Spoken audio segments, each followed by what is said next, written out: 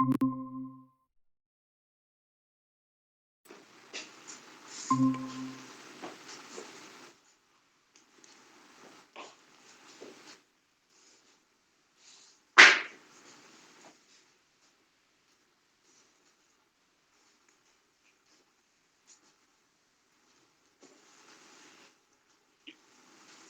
कृष्णा। भारत भूषण प्रभु जी, सुधा माता जी, सुमिता माता जी, गौरी माता जी, हरे कृष्णा, प्रणाम। हरे कृष्णा प्रभु जी, दंडवत प्रणाम। हरे कृष्णा, सभी भक्तों को दंडवत प्रणाम।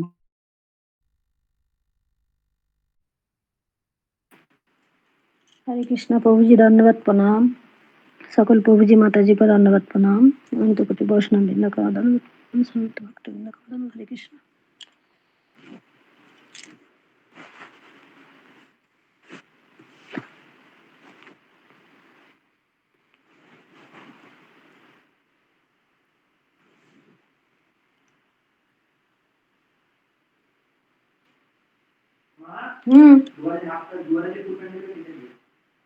फूटा मिलता है सूट। सूट। हाँ जी, सूट का।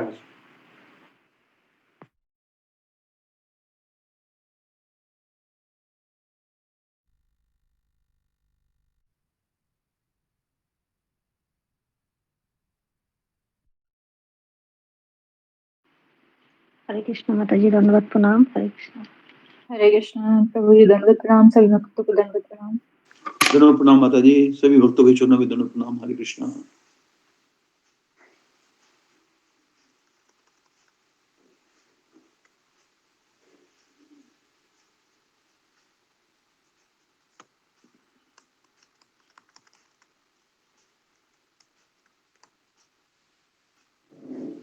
हरे कृष्णा प्रभु जी, दंडवत प्रणाम। सभी भक्तों के चरणों में दंडवत प्रणाम। हरे कृष्णा। हरे कृष्णा प्रभु जी, दंडवत प्रणाम। हरे कृष्णा प्रभु जी, दंडवत प्रणाम। हरे कृष्णा। हरे कृष्णा, सभी भक्तों को दंडवत प्रणाम। दंडवत प्रणाम माता जी। हरे कृष्णा जी। पूजा माता जी। हरे कृष्णा जी प्रभु जी। ओम अज्ञानतिमिरान्धस्य ज्ञानाञ्जनशलाकया चक्षुरुन्मीलितं येन तस्मै श्रीगुरुवे नमः। नमो विष्णुपादाय कृष्णप्रेष्ठाय भूतले श्रीमते भक्तिवेदांत स्वामिनिति नामिने। नमस्ते सारस्वती देवी गौरवाणी प्रचारिणे निर्विशेष शून्यवादी पाश्चात्य देशतारिणे। जय श्री कृष्ण चैतन्य प्रभु नित्यानंद श्री अद्वैत गदाधर सादि गौर भक्त वृंद। हरे कृष्ण कृष्ण कृष्ण हरे हरे, हरे राम राम राम हरे हरे। श्री गुरु चरण पद्मा केवल भक्ति सदना। संत मोहि सावधान मते, जहर प्रसादे भाई हे भवतोरिया जाय।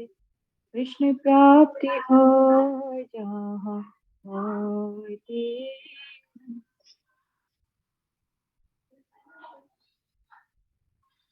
प्रभु जी, अभी मुझे जरा कुछ काम है, मैं क्षमा चाहती हूँ। कोई आया है? हरे कृष्णा। कोई और माता जी गा देंगे? हरे कृष्णा, मैं गाऊं माता जी? हाँ जी, आप गा दीजिए। हरे कृष्ण।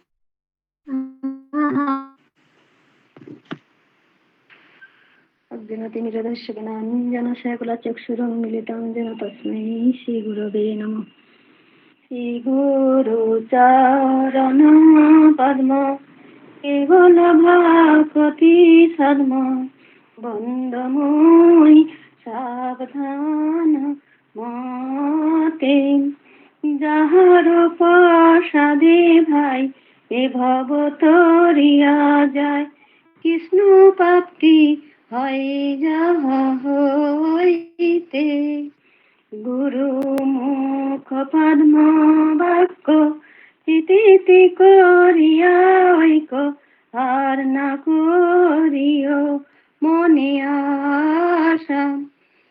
শ্রী গুরু চরণে রতি এই সেই গতি। वैष्णवों के चरणों में दंडवत प्रणाम। प्रभु जी के चरणों में दंडवत प्रणाम। माता जी के चरणों में दंडवत प्रणाम। চক্ষু দান দিল যে জন্মে জন্মে প্রভু সেই চক্ষু দান দিল যে, জন্মে জন্মে প্রভু সেই দিব্য জ্ঞানে হৃদে প্রকাশিত। প্রেম ভক্তি যাহা হইতে অবিদ্য বিনাশ যাতে, প্রেম ভক্তি যাহা হইতে অবিদ্য বিনাশ যাতে, বিধি গায় যাহার চরিত, বিধি গায় যাহার চরিত। শ্রী গুরু করুণা সিন্ধু অধম জনার বন্ধু, শ্রী গুরু করুণা সিন্ধু অধম জনার বন্ধু। লোকনাথ লোকের জীবন, লোকনাথ লোকের জীবন। হা প্রভু কর দয়া, দেহ মোরে পদ ছায়া। হা প্রভু কর দয়া, দেহ মোরে পদ ছায়া। এবে যাস ভূশক্তি ভুবন, এবে যাস ভূশক্তি ভুবন।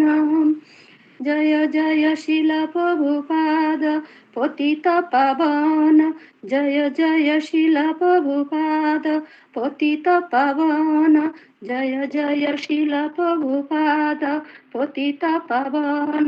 জয় জয় গুরুদেব লহিনু শরণ, জয় জয় গুরুদেব লহিনু শরণ, জয় জয় গুরুদেব লহিনু শরণ।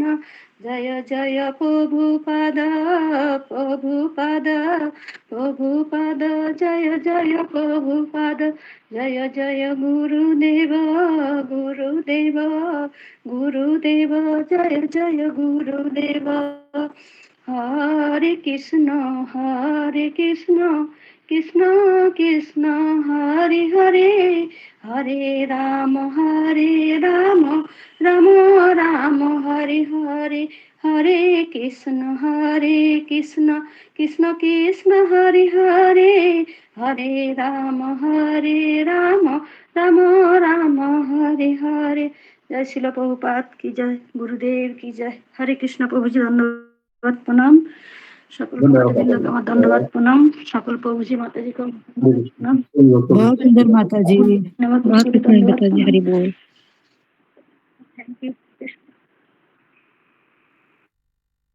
हरे कृष्णा सही भक्तों को दंडवत गुरु जी को दंडवत प्रणाम। दोनों प्रणाम। दीप्ति सदैव माता जी आए हैं। जी सारे भक्त सारे वैष्णव के चरणों में दंडवत प्रणाम, सारे प्रभु सारे माता जी के चरणों दोनों में प्रणाम दंडवत माता जी। जी दीप्ति माता जी कल के बारे में बताएंगे। हरे कृष्ण सभी भक्तों को दंडवत प्रणाम।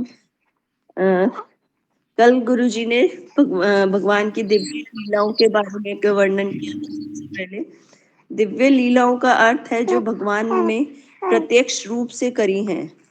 यह बहिरंगा शक्ति दुर्गा देवी है और अतरंगा शक्ति स्वयं राधा रानी है। भगवान जी जो भी अवतार लेते हैं वे सारे अतरंगा शक्ति के माध्यम से ही प्रकट होते हैं। फिर उसके बाद गुरु जी ने बताया कि यहाँ पे 6 प्रश्न पूछे गए थे अध्याय 1 में। पहला प्रश्न है संसार के लोगों के लिए परम कल्याणी मार्ग कौन सा है। दूसरा शास्त्रों का सार बताइए। तीसरा भगवान की लीला अवतार के बारे में बताइए। चौथा भगवान के पुरुष अवतार के बारे में बताइए। पांचवा भगवान ने देवकी के गर्भ से क्यों प्रकट हुए। छठा भगवान ने इस संसार में प्रयाण करने के बाद धर्म ने किसका आश्रय लिया। इस संसार की 3 क्रियाएं सबसे मुख्य हैं, पालन करना, निर्माण और संहार। तो गुरुजी ने अपने लैपटॉप का उदाहरण लेते हुए बताया और प्रश्न पूछा कि इसमें से सबसे ज्यादा मेहनत करने वाला कार्य कौन सा है। उन्होंने उदाहरण के तौर पे समझाते हुए बताया कि जैसे कि बच्चे को जन्म देना बड़ा आसान है कि 9 महीने रख के उसको पेट में माँ अपने गर्भ में रखकर उसको पैदा करती है, लेकिन उसको पालन करने में सबसे ज्यादा समय लगता है। उसको 25 साल लग जाते हैं बड़ा करने में। और यह पालन करने का, सृष्टि पालन करने का कार्य भगवान ने विष्णु भगवान जी को दिया है। उसके बाद गुरुजी ने उदाहरण फैक्ट्री का दिया, जिसमें उन्होंने कहा कि सबसे ज्यादा पे सैलरी जो मिलती है वो मेंटेनेंस डिपार्टमेंट को मिलती है। हम भी रोज अपनी मेंटेनेंस करते हैं, जैसे कि रोज नहाना, दातुन करना, कपड़े धोना। भगवान के 1000 रूप से में अवतार लेते हैं। फिर गुरुजी ने प्रश्न किया कि भगवान ने कितने अवतार लिए हैं। भगवान भागवतम में श्लोक आता है कि जिसमें लिखा गया है कि आप समुद्र की लहरें गिन नहीं सकते।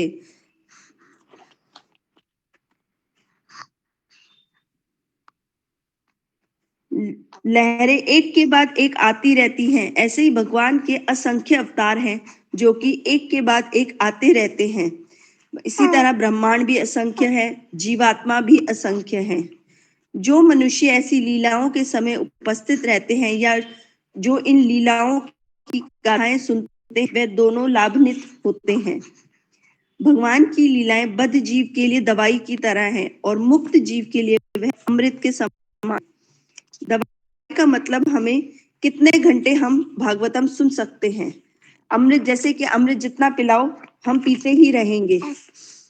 इससे पता चलता है कि बद्ध जीव सिर्फ 1 घंटे से ज्यादा नहीं सुन सकता, क्योंकि गुरुजी ने बताया कि किसी दिन वह यह सोचेंगे कि सुबह 8 बजे से लेकर रात के 8 बजे तक भागवतम की क्लास करेंगे और फिर देखेंगे कि कौन कितनी रुचि से वहां पर आता है और उसको सुनता है। फिर गुरुजी ने गौर गोविंद महाराज जी का उदाहरण देते हुए बताया, जो प्रभुपाद जी के शिष्य हैं, वह भागवतम बोलते ही रहते थे। वह भागवतम शुरू करने से पहले अनाउंसमेंट कर देते थे कि जिनको जल्दी जाना है वे जा सकते हैं, आपको किसी ने नहीं रोका। और फिर वह बिना रुके आंख बंद करके 12 बजे दोपहर 12 बजे तक भागवतम करते रहते थे। वह मुक्त आत्मा है। फिर गुरुजी ने श्लोक 19 का लिया। शौनकादि ऋषि मुनि बहुत एक्साइटेड रहे कि उन्हें भगवान की कथा सुनने को मिलने वाली थी। हम कब एक्साइटेड होते हैं? जब हमारा 10वीं का रिजल्ट आता है या हमारी शादी होती है। ये सारे भौतिक एक्साइटमेंट है।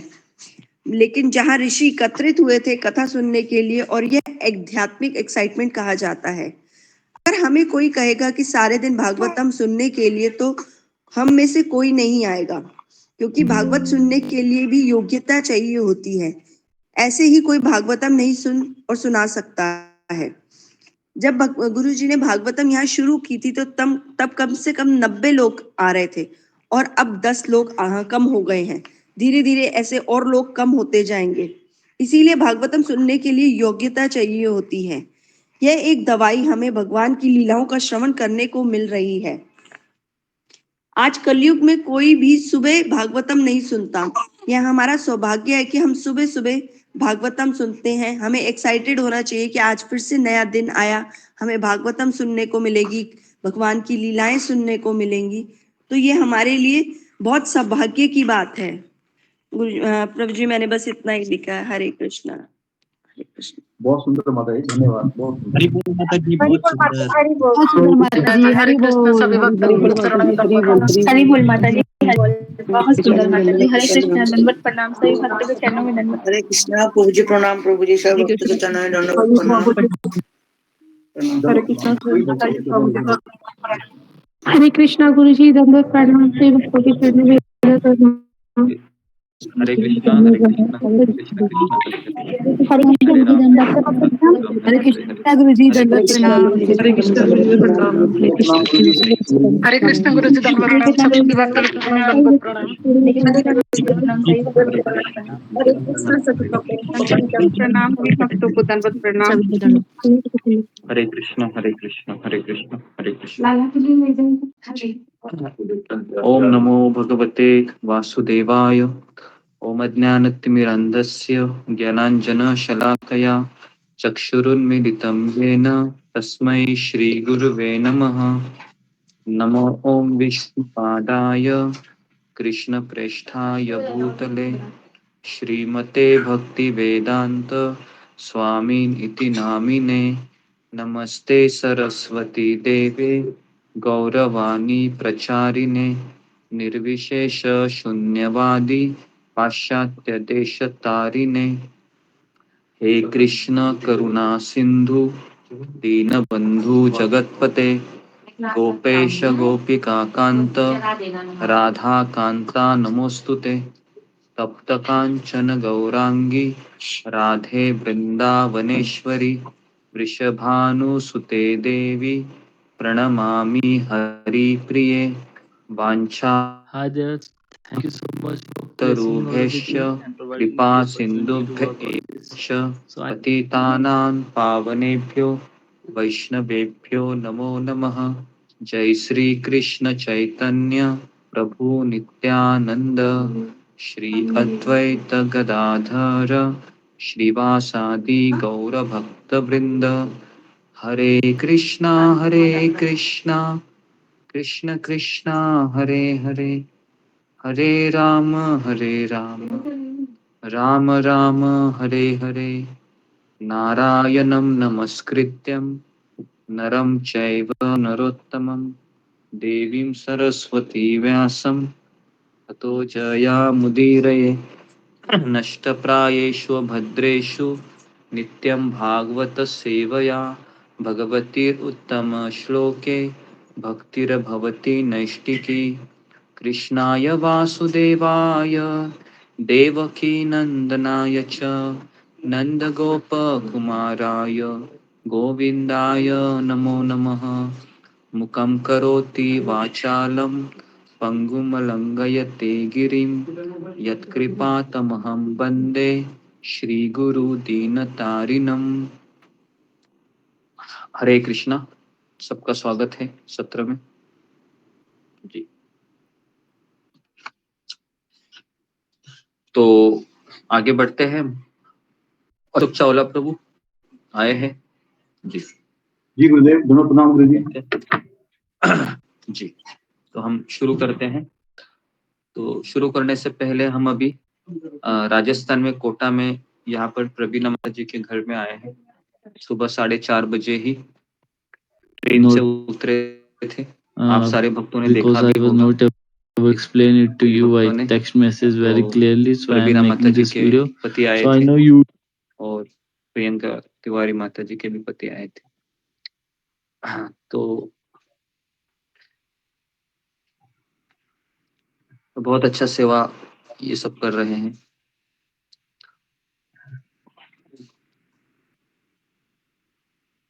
और एक मैं आपको एक खुशखबरी सुनाना चाह रहा था कि आप सुनना चाहते हो तो मैं आपको बताता हूँ। जी जी गुरु जी, जी गुरु जी।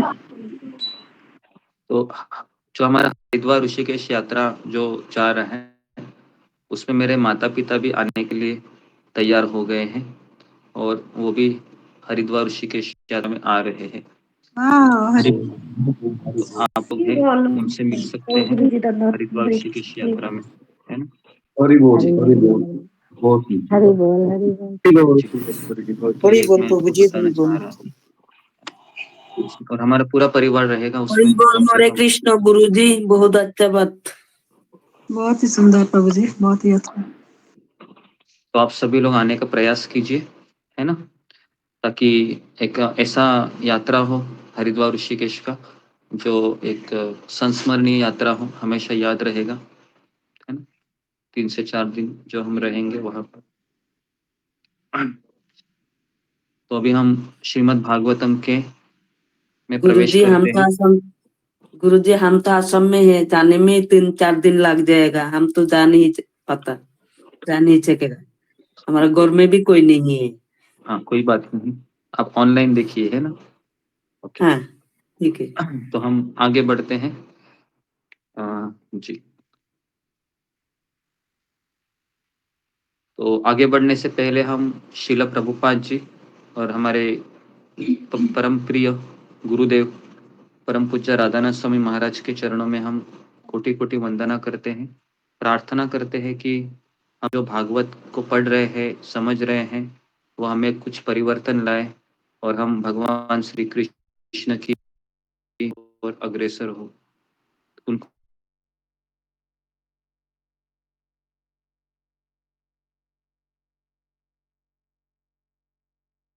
याद किए बिना हम कोई से वो भगवान कृष्ण तक पहुंच जाती है। हम व्यक्तिगत रूप से भगवान के पास नहीं कर सकते हैं क्योंकि भगवान है वह बहुत, है ना, हमारे पास है लेकिन उसके साथ साथ हमसे दूर भी है।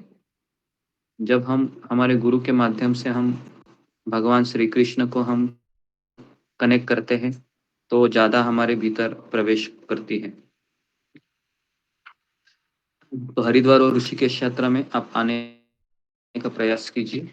ओके, तो आगे बढ़ते हैं। तो कौन सा है आज श्लोक क्रमांक अशोक चावला? 20 करना है गुरुजी, 20 नंबर श्लोक करना है। श्लोक क्रमांक 21, 20 जी 20 है ना? 20 जी है, गुरुजी। 20। ओके, तो आगे बढ़ते हैं जी। जी, इसे कुछ कहना है? एड्रेस किया है अनिश शर्मा। पढ़ने के लिए अगर आपकी आज्ञा हो, पढ़ने के श्लोक लिए? पढ़ने। जी जी जी जी, ओके। पढ़ने के लिए मैं पहले पढ़ता हूँ, है ना? आपको पहले मैं आपको अवसर दूंगा। तो संस्कृत श्लोक है, मैं 3 बार कहता हूँ। ठीक है प्रभु जी। जी, स्कंद 1 अध्याय 1 श्लोक क्रमांक 20। कृतवान किल कर्माणि सह रामेण केशव, कृतवान किल कर्माणि सह रामेण केशव, अतिमर्त्यानि भगवान गूढ़ कपट मानुष, अतिमर्त्यानि भगवान गूढ़ कपट मानुष, कृतवान किल कर्माणि सह रामेण केशव, अतिमर्त्यानि भगवान गूढ़ कपट मानुष। जी, अभी कोई ट्राई करेगा तो जी करो। अनिल शर्मा को ट्राई करो संस्कृत श्लोक को दोहराना। हरे कृष्ण प्रभु जी। कृतवान किल कर्माणि सह रामेण केशवः, अतिमत्रयानि भगवान गूढ़ः कपट मानुषः। ओके, और कौन ट्राई करना चाहता है? फिंगर को रेस कीजिए संस्कृत श्लोक का। जी, रीना गंगवार माता जी। हरे कृष्ण प्रभु। कृतवान किल कर्माणि सह रामेण केशवा, आत्मर्त्यान भगवान गूढ़ा कपट मानुषः। Okay, very good. Next Sushma गोराई।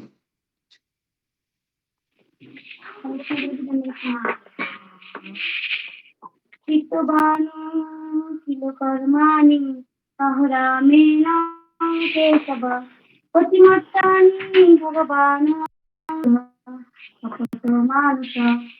ओके, नेक्स्ट अशोक चावला प्रभु।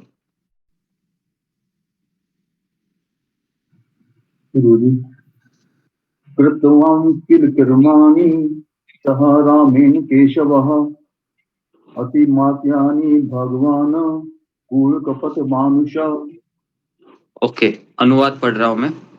भगवान श्री कृष्ण ने बलराम सहित मनुष्य की भांति क्रीड़ाएं की और इस प्रकार से प्रसन्न रहकर उन्होंने अनेक अलौकिक कृत्य किए। ये कौन किसको कह रहा है?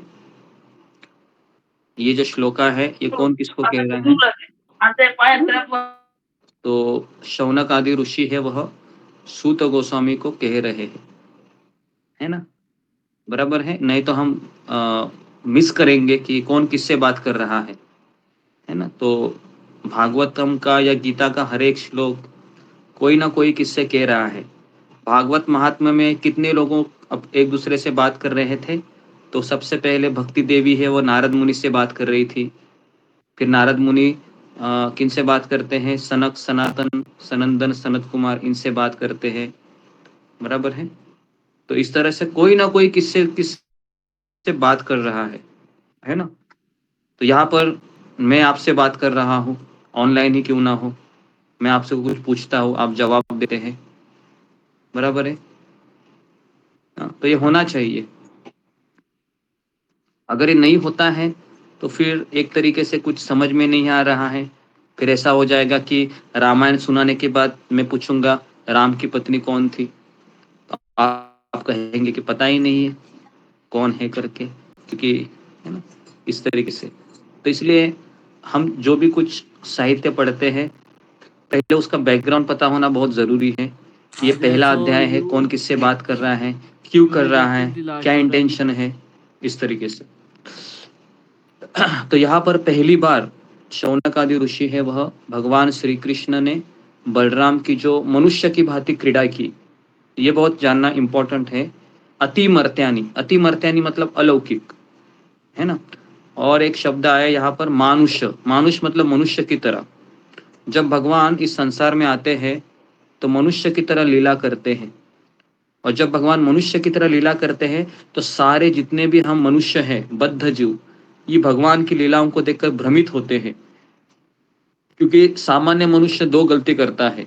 नंबर 1, वो भगवान को अपने जैसा समझता है, क्योंकि इसके भी 2 हाथ है, इसके भी 2 पैर है ना। ये भी खाता है, मैं भी खा रहा हूँ, ये भी सो रहा है, मैं भी सो रहा हूँ, ये मेरे जैसा ही हो गया है ना भगवान। केवल बांसुरी लगाने से क्या कोई भगवान होता है? मैं भी बांसुरी लगाता हूँ। जैसा एक कौन था वो, पौंड्रक, है ना। पौंड्रक का नाम हमेशा हम बताते हैं आपको। जब वो भगवान कृष्ण के सामने आता है तो कहता है मैं असली कृष्ण हूँ, तुम नकली कृष्ण हो, है ना। आप सोच सकते हो कि भगवान को कैसे कैसे उनकी संतानें मिली है ना। ऐसी संतानें हैं कि उनको कह रहे हैं कि मैं कृष्ण हूं, तुम डुप्लीकेट कृष्ण है ना। सोचो, अगर आप अपने ही घर में गए और आपको कहेंगे कि तुम डुप्लीकेट लेडी हो, है ना, मैं असली लेडी हूँ, इस घर की असली बहू हूँ, कैसा लगेगा आपको? देखिए क्या इसकी मजाल है ना। मेरे ही घर में आके, है ना, मुझे कह रही है मैं डुप्लीकेट हूँ, है ना। तो भगवान को भी कुछ ऐसा ही लगता है। जब कोई यहाँ पर एक सामान्य व्यक्ति, पहले तो भगवान हंसते थे बहुत। जब पौंड्रक कहता है कि मैं असली भगवान हूँ, तुम नकली हो, डुप्लीकेट हो, तो पहले भगवान हंसते हैं। क्यों हंसते हैं पता है क्या? क्योंकि अगर बच्चा अपने पिता को कहेगा कि मैं असली पिता हूँ, है ना, तुम नकली हो, तो पहले तो पिता को हंसी आएगी ना, पिता को थोड़ी गुस्सा आएगा। तो पिता को पता है ये नादान बच्चा है, बेवकूफ कहीं का, है ना। लेकिन कभी कभी बच्चा सुधरता ही नहीं है, फिर पिताजी बोलते हैं ठीक है भाई, माँ को बोलते हैं माँ जरा अभी अजी सुनती हो, जरा छड़ी लेके आओ, इसका भूत उतारता हूं मैं, है ना। तो फिर इस तरीके से भगवान पौंड्रक का भूत उतारते हैं फिर, है ना, सुदर्शन चक्र से, है ना। भगवान बोलते हैं तुम असली कृष्ण हो तो ले लो मेरा सुदर्शन चक्र। उसने नकली हाथ लगाए थे ऐसे 4 हाथ, है ना, बराबर है, इस तरीके से।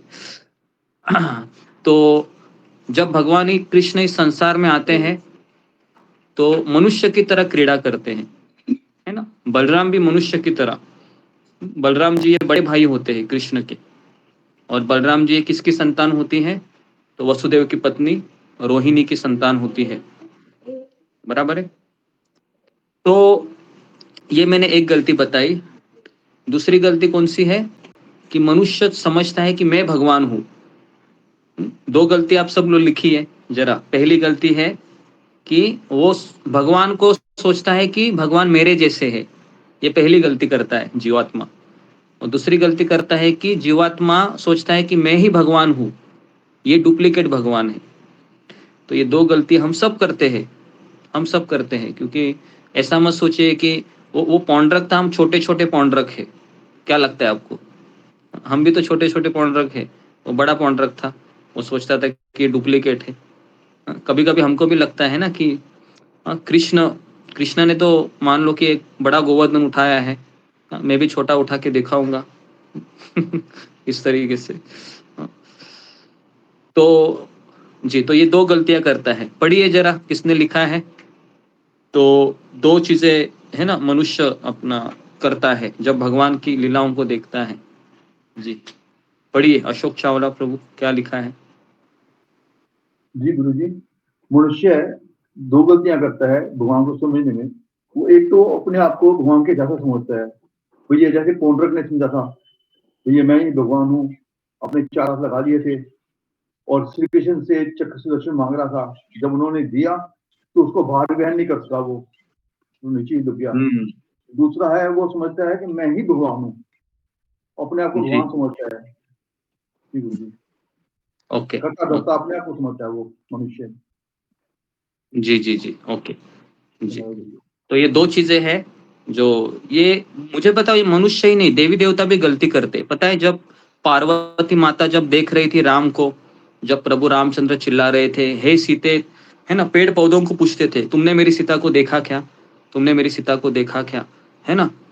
तो क्या लगता है अगर हम भी पार्वती की जगह होते तो हम क्या सोचते थे, इस व्यक्ति का 22 जनवरी में इंस्टॉलेशन होगा, बाप रे, ये तो अपने पत्नी के पीछे भाग रहा है।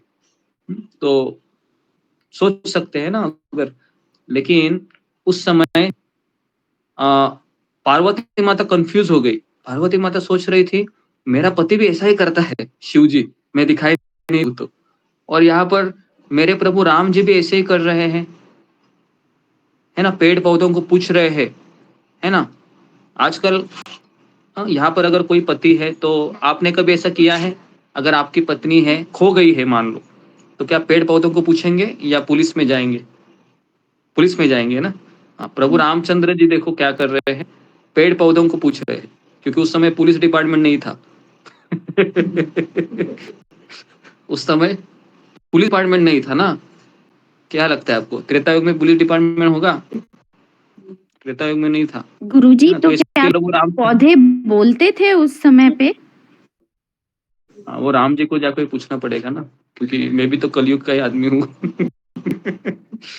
राजा के सैनिक होते थे ना।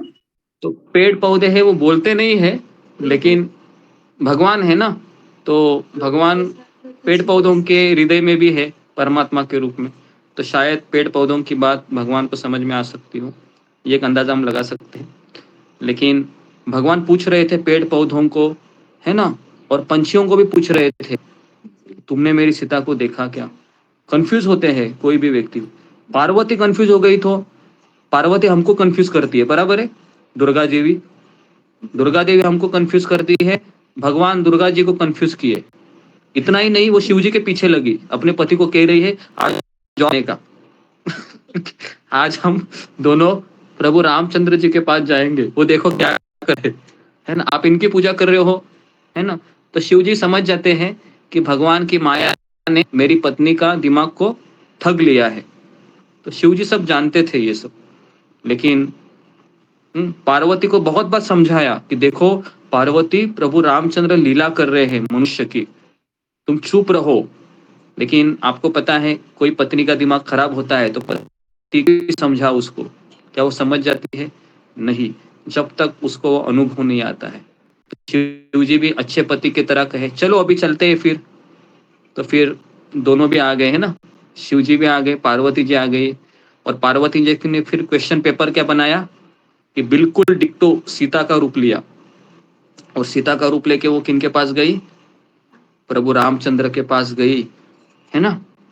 और आप सबको पता है कि राम जी ने जब देखा सीता को, है ना, एक्चुअली पार्वती को देखा जो सीता के रूप में थी, तो क्या कहा कि मिसेस पार्वती, आप यहाँ पर अकेली अपने पति के बिना क्या कर रही हो?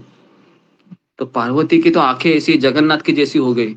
वो सोच रही थी कि मुझे लगा कि राम जी मुझे देखकर गले लगाएंगे कि सीता आ गई करके, है ना। और उस समय पार्वती को इतनी शर्म आ गई कि उसने अपने पल्लू से अपना ऐसा पूरा ही, है ना, पूरा अपना चेहरा ही छिपा दिया और भाग गई वहां पर। किसके पास? शिव जी के पास, है ना।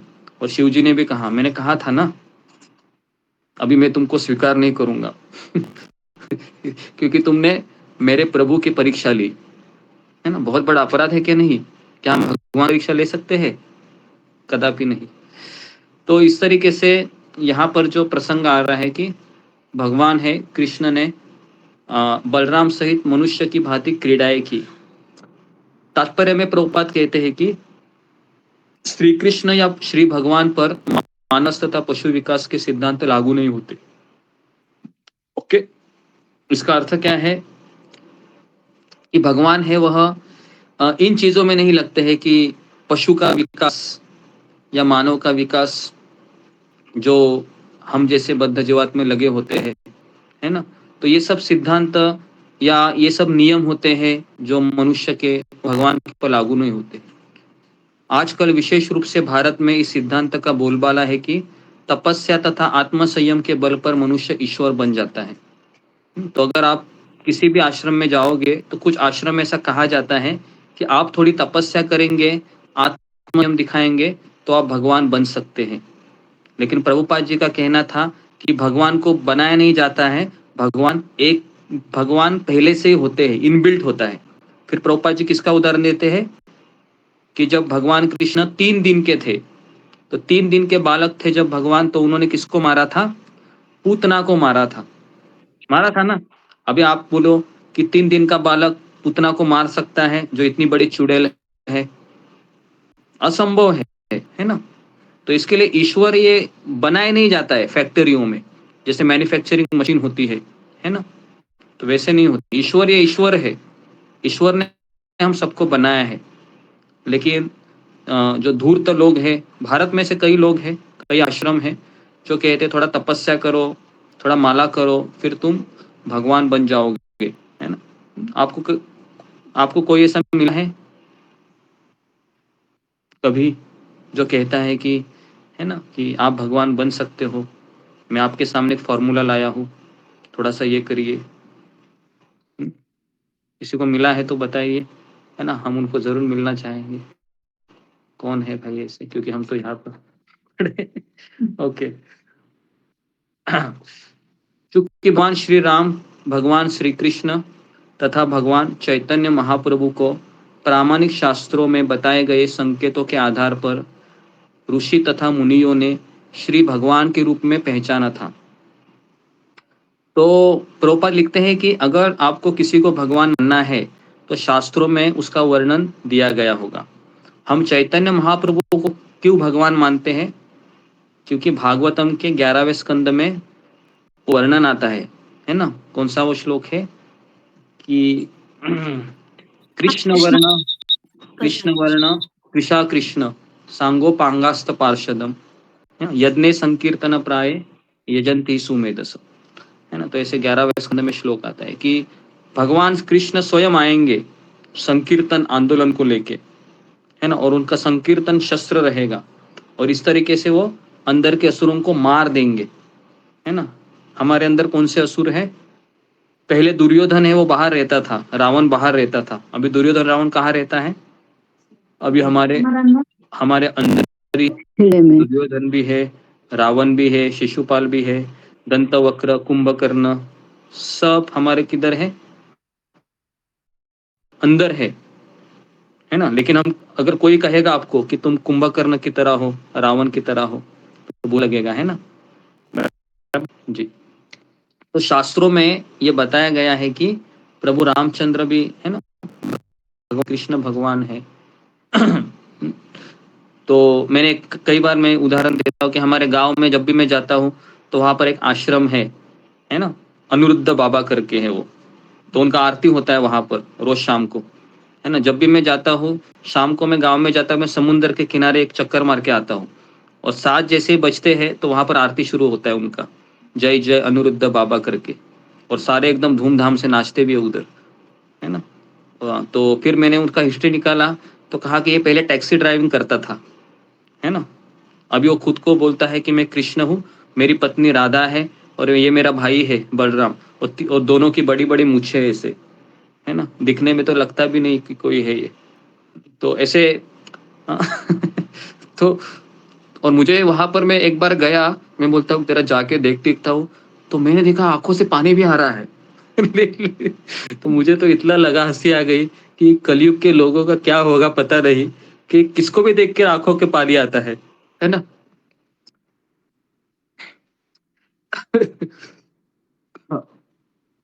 तो प्रभुपाद लिखते हैं कि अनेक धूर्त व्यक्तियों ने अपने स्वयं के अवतारों की सृष्टि कर ली है। वो सोचते हैं कि मैं ही भगवान हूँ। ऐसे बहुत सारे लोग हैं। अनिरुद्धाचार्य तो एक व्यक्ति है, लेकिन ऐसे कई लोग हैं। भारत में आपको हर मोहल्ले में एक व्यक्ति मिलेगा ही जो कहेगा कि मैं भगवान हूँ, और लोग उसको मानेंगे भी। एक्चुअली उनके पास सिद्धियां होती है, ऐसा वो हाथ से ऐसे राख निकालेंगे ऐसे, है ना, और रुद्राक्ष, आपको रुद्राक्ष देंगे ऐसे, है ना, और फिर आपको लगेगा, है ना जी, और आपको क्या लगेगा?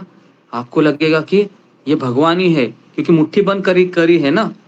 तो सोना निकालेगा, राख निकालेगा, और आपको कहेगा इसको पानी में ना थोड़ा थोड़ा पी जाने का सुबह, आपकी सारी बीमारी खत्म हो जाएगी, है ना। तो लोग डॉक्टर के पास नहीं जाएंगे, उसके पास ही जाएंगे अभी। तो ये होते हैं धूर्त व्यक्ति जो काफी मार्केट में अभी घूम रहे हैं, है ना। तो भगवान के अवतार घटना विशेष रूप से बंगाल में, बंगाल में ज्यादा है, प्रभुपाद लिखते हैं। बंगाल में ज्यादा है। वहां पर तो ये व्यापार बन चुका है। व्यापार मतलब एक बिजनेस है ना। भारत में सबसे बड़ा बिजनेस है कि कोई भी व्यक्ति अगर बड़ा दाढ़ी बढ़ाएगा ऐसे, है ना, रुद्राक्ष पहनाएगा, है ना, और थोड़ा सा वो सैफरन कपड़ा डालेगा और कमंडलू लेगा और केवल वो 1-2 दिन वहां पर बैठ जाए झाड़ के नीचे ऐसे राम राम राम राम राम करके, तो पूरा लाइन लगता है। बराबर है, ऐसा ही है कुछ भारत में एक फेमस फॉर्मूला है ना। तो इसके लिए इस्कॉन के लोगों के ऊपर भी लोगों को डाउट आता है। पता है क्यों? क्योंकि अभी आमतौर पर यही चीजें होती हैं। तो जब उनको कोई इस्कॉन का ब्रह्मचारी दिखता है, सन्यासी दिखते हैं, तो वो सोचते हैं कि ये भी ऐसे ही है, अपराध करते हैं, है ना। एक माँ बोल रही थी, एक माँ अपने बेटे के साथ रास्ते पर जा रही थी, है ना। तो गौराम प्रभु बता रहे थे, वो कह रहे थे कि उस बेटे ने अपनी माँ को पूछा, है ना, क्योंकि सामने से एक इस्कॉन के सन्यासी आ रहे थे, कह रहे थे कि माँ ये कौन है? तो माँ बोलती है, बेटा ये भूत है ना। क्या बोलती है? माँ बोलते बेटे को, बेटा ये भूत है। तो अगर ये बेटा अभी इस्कॉन मंदिर में जाएगा तो उसको लगेगा कि यह क्या है? भूत बंगला है कि नहीं? क्योंकि वहां पर ऐसे ही लोग रहते। तो देखो माँ कैसा ज्ञान दे रही है बेटे को, है ना।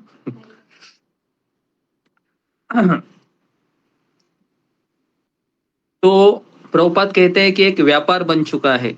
कोई भी लोकप्रिय व्यक्ति कुछ योग शक्तियां दिखलाकर तथा बाजीगरी के कुछ करतब दिखलाकर लोकप्रिय मत प्रस्ताव द्वारा भगवान का अवतार बन जाता है। क्योंकि अगर आपको सिद्धि प्राप्त हो गई तो आप क्या हो सकते हैं? हवा में ऐसे खड़े हवा में आप तैर सकते हैं।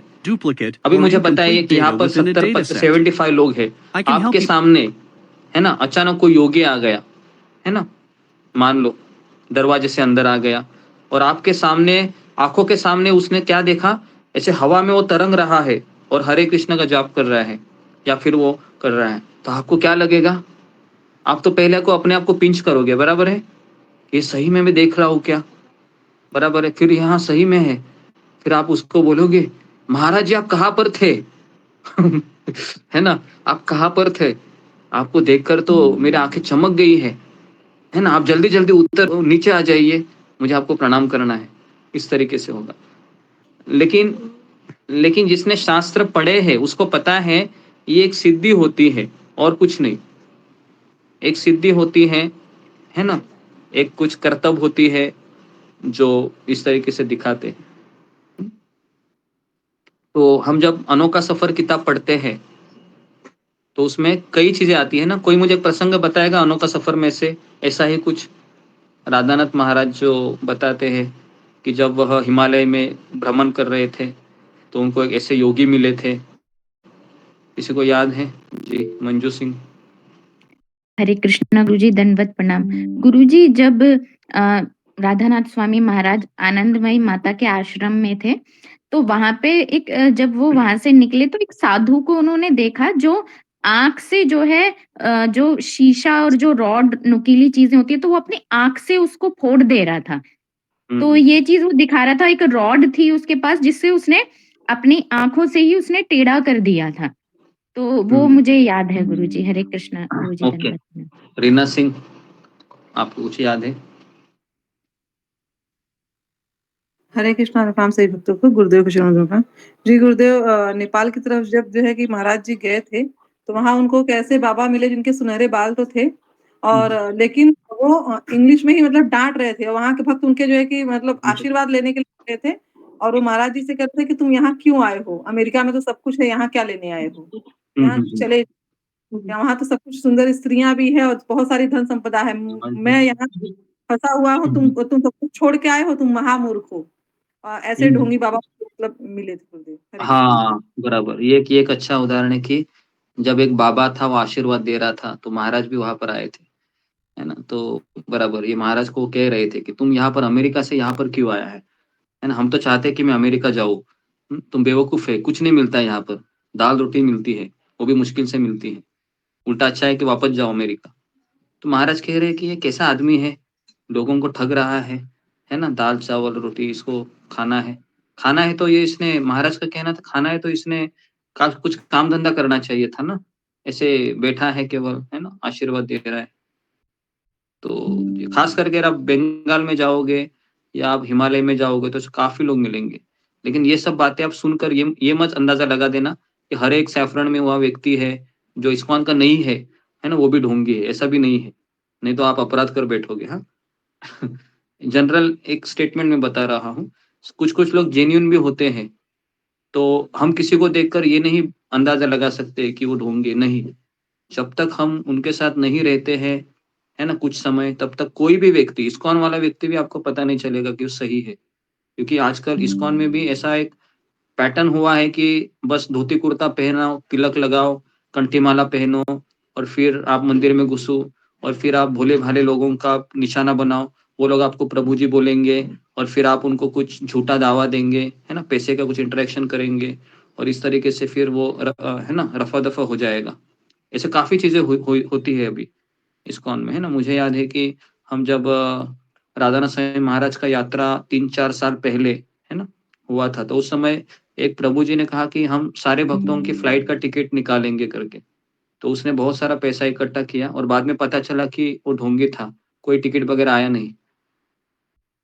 तो इसलिए ये मैं उदाहरण भी इसलिए दे रहा हूँ क्योंकि जब तक हम किसी के साथ नहीं रहते हैं कुछ समय के लिए, क्योंकि पता नहीं है ना, आज वृंदावन में भी ऐसी काफी चीजें होती है। देखो कोई भी व्यक्ति है, उसको पता चला अरे इस्कॉन में तिलक लगाने के, कंठी माला पहनने से बहुत रिस्पेक्ट मिलता है, आदर मिलता है, तो वो क्या करेगा, बाहर जाएगा। धोती कुर्ता कितने को मिलता है? 500 रुपए में। तिलक कितने को मिलता है? 15 रुपए में। कंठी माला कितने को मिलती है? हाँ, 25-30 रुपए में। हो गया इस्कॉन का भक्त, है ना। क्या लगता है आपको? कभी आपने सुना है? तो इसके लिए हमें बहुत चौकन्ना होना चाहिए इन चीजों में, ऐसा नहीं हम किसी पे ऊपर भरोसा करें। तो जी, तो प्रभुपाद का ये कहना था कि जब प्रभुपाद जी चले गए ना, तो प्रभुपाद जी ने एक स्टेटमेंट बोली थी। प्रभुपाद ने कहा कि इस्कॉन जो भी होगा, इस्कॉन में समस्या, वो इस्कॉन के भीतर ही होगा, बाहर कोई कुछ नहीं करेगा, है ना। जब भी परिवार फूटता है, कहाँ से फूटता है? अंदर से फूटता है ना, अंदर के लोगों से फूटता है, थोड़ी ना बाहर वाला व्यक्ति आता है। तो हमें हमेशा प्रभुपाद जी का ग्लोरीफाई हमेशा प्रभुपाद जी को करना ही चाहिए। जो भी प्रवचन देता है, जो भी कोई कुछ भी करता है, तो उसके मुंह पे प्रभुपाद का नाम पहले आना चाहिए, तभी समझने का कि जेन्यून है करके। अपना ग्लोरी गा रहा है तो फिर कुछ फायदा नहीं है। तो इसलिए हम जितने भी, आप कोई भी प्रवचन करता ले लो, आप यूट्यूब में देखो, मंदिरों में देखो, सबसे पहले प्रभुपाद जी को प्रणाम मंत्र होता है, फिर वह शुरू करता है जी। तो भगवान श्री कृष्ण इस प्रकार के अवतार नहीं थे जो कुछ कर्तव्य दिखलाकर भगवान बने थे। आपको पता होगा कि भगवान जब दामोदर लीला भी करते हैं, है ना, उस समय भी, अभी मुझे पता है वो दामोदर लीला क्या है, एक छोटा बच्चा है, उसके पीछे माँ भाग रही है, और मुझे लगता है कि हर माँ ने ये दामोदर लीला की होगी अपने बेटे से, है ना। नॉर्मल है ये, बेटा भागेगा, माँ उसके पीछे भागेगी, है ना, रस्सी लेके, बराबर है, फिर रस्सी से बांधेगी। लेकिन जब भगवान करते हैं वही लीला, तो फिर वो क्या हो जाते है, वो दिव्य हो जाती है, बराबर है। भगवान कृष्ण जब वो लीला करते हैं यशोदा माता के साथ, तो हम पूरा 1 महीना दामोदर अष्टकम गाते हैं, है ना, भगवान को दिया दिखाते हैं। सब लोग अपने कैमरा को ऑन कीजिए। ये बहुत बड़ा अपराध है कि आप मुझे, है ना, इस तरीके से करके आप ये करते हैं।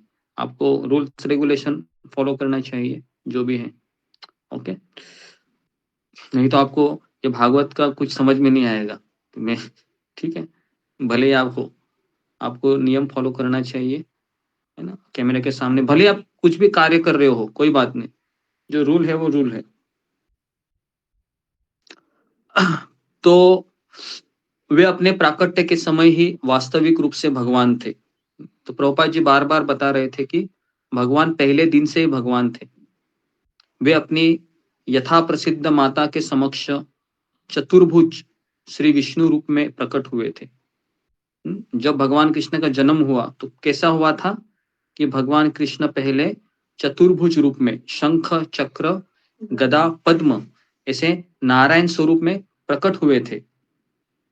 और फिर देवकी ने कहा कि कंस आ जाएगा, कंस आएगा, तुम छुपा लो अपने आप को।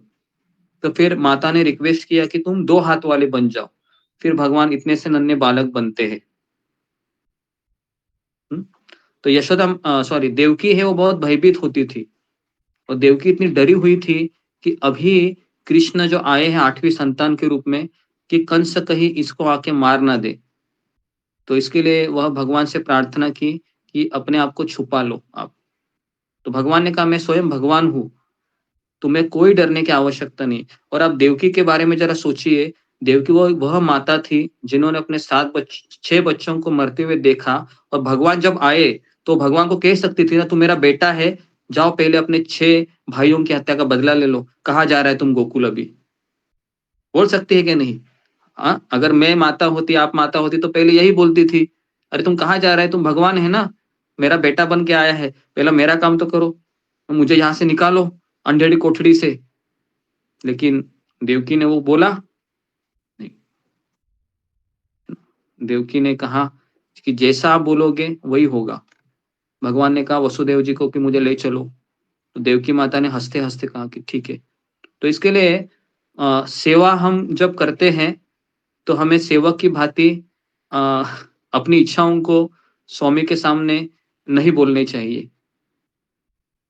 स्वामी के भावों को समझकर हमें उनके आदेशों को अपनाकर चलते रहना चाहिए। क्योंकि देवकी को भी कितना कष्ट हुआ था, कष्ट थी ना, पीड़ित थी वो। 6 बच्चों की हत्या को देखने वाली औरत, सोचो कैसी होगी, सोचने वाली बात है ना। हम अपना खुद का एक बेटे को भी देख सकते हैं क्या? आदमी डिप्रेशन में जाएगा, लेकिन उसने 6 बच्चों को देखा था। देखने के बाद भी जब भगवान आए तो उसने रोते रोते भगवान को ये भी नहीं कहा तुम कहाँ जा रहे हो अपनी माँ को छोड़ के। इमोशनल ब्लैकमेलिंग जैसा होता है ना सीन में, फिल्मों में, तुम कहाँ जा रहे हो अपनी माँ को छोड़ के। तो देवकी ने ऐसा कुछ नहीं किया, क्योंकि देवकी को पता था कि मुझे भगवान की योजना के अनुसार चलना है। इसके लिए उसको भगवान की माता बनने का अधिकार प्राप्त हुआ। भगवान की माता बनना आसान है क्या? बहुत कठिन है। भगवान की माँ बनना बहुत कठिन है ना। तो सोचो, भगवान की माता बनने से पहले कंस ने उसके ऊपर तलवार उठाई थी, बराबर ना। पहला उसका ये था क्या बोल सकते क्वालिफिकेशन। तो इसलिए भगवान का भक्त बनने का अधिकार उसी को होता है जो अनेक कठिनाइयों को सहन करने के बाद भी भगवान के प्रति शरणागत होने का भाव रखता है। तब जाके फिर भगवान उसको कहते कि हाँ अभी तुम भगवत धाम आ सकता है, now you are fully qualified, इस तरीके से। तो वे तुरंत ही गोकुल में अपने एक और भक्त के यहाँ चले गए, जहां उन्हें नंद महाराज तथा यशोदा माता ने अपने पुत्र के रूप में स्वीकार किया। आप सबको पता होगा कि यशोदा मैया को उस समय एक लड़का और एक लड़की होती है, बराबर है। और जब भगवान वसुदेव जी जाते हैं तो कृष्ण है जो मथुरा का कृष्ण है ना, और जो वृंदावन का कृष्ण है। देखो कृष्ण 2 है यहाँ पर। एक मथुरा का कृष्ण है, वो किसके हाथ में है? वसुदेव के हाथ में है, गोदी में, ठीक है। और जो वृंदावन में जो जन्मा है कृष्ण, वो कौन सा कृष्ण है? जो यशोदा माता के आंगन में है, तो वो है वृंदावन कृष्ण। तो ये दोनों कृष्ण है मर्ज हो जाते हैं ऐसे, है ना। और एक जो लड़की है उसको लेके आते हैं वसुदेव जी, है ना। वसुदेव जी वहां पर एक भी सवाल पूछते हैं क्या? कृष्ण, जब कृष्ण बोलता है तुमको ऐसा करना है, उसको पता है कि भगवान ने कहा है तो मुझे करना ही है।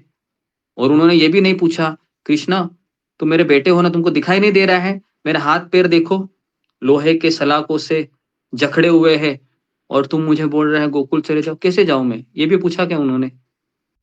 ये भी नहीं पूछा। क्यों नहीं पूछा? कौन बताएगा मुझे? फिंगर को रेस कीजिए। क्यों नहीं पूछा वसुदेव जी ने कि ये सलाखें देख नहीं रहे हो तुम, है ना, पहले इसको तो छोड़ो? ऐसा नहीं कहा जी। बताइए जी। कृष्णा तिवारी। हरे कृष्णा प्रभु, दंडवत प्रणाम, सभी भक्तों को दंडवत प्रणाम। प्रभु जी जब भगवान पैदा हुए थे तो दरवाजा खुल गया, बेड़िया टूट गई, तो उन्हें पूछने वाली बातें नहीं आई। पूछने वाली बातें नहीं आई। ओके, ठीक है, अच्छा है। नेक्स्ट जी, प्रणजीत दत्ता, पानी दो गरम। हाँ गुरु जी। हाँ, उन लोगों को पता है ना भगवान आए हैं कंस को मारने के लिए, इसलिए इसलिए पता नहीं। ठीक है, हरे कृष्णा। नेक्स्ट सुधा गुप्ता। हरे कृष्णा गुरु जी, दंडवत प्रणाम। सभी भक्तों को दंडवत प्रणाम। वसुदेव जी जानते थे कि ये भगवान है और ये जो कुछ कर रहे हैं वो भलाई के लिए ही हो रहा है, तो उन्होंने ये पूछना उचित नहीं समझा, क्योंकि भगवान थे, भगवान जो करेंगे वो सही ही करेंगे, उचित ही करेंगे, इसलिए वो नहीं पूछना चाहा। जी, नेक्स्ट मीनाक्षी रावत। हरे कृष्ण गुरु जी, दंडवत प्रणाम। सभी भक्तों को दंडवत प्रणाम। गुरु जी, उनको भगवान पे पूरा विश्वास था और वो उनके शुद्ध भक्त थे, उनके प्रति पूर्ण समर्पित थे, इसलिए उनको कोई प्रश्न नहीं किया। और यहाँ पे आपने भी बताया कि जब गुरु या भगवान जब कोई आज्ञा करते हैं या कोई इंस्ट्रक्शन वो देते हैं, मतलब तो उसमें उनकी कृपा भी आती है कि वो कार्य, हमारी कोई योग्यता नहीं उस कार्य को करने के लिए, लेकिन वो कृपा भी मिलती है उस कार्य को करने की। तो यही मुझे समझ जी जी, वेरी इंपॉर्टेंट, वेरी गुड। तो ये इसका सही उत्तर है।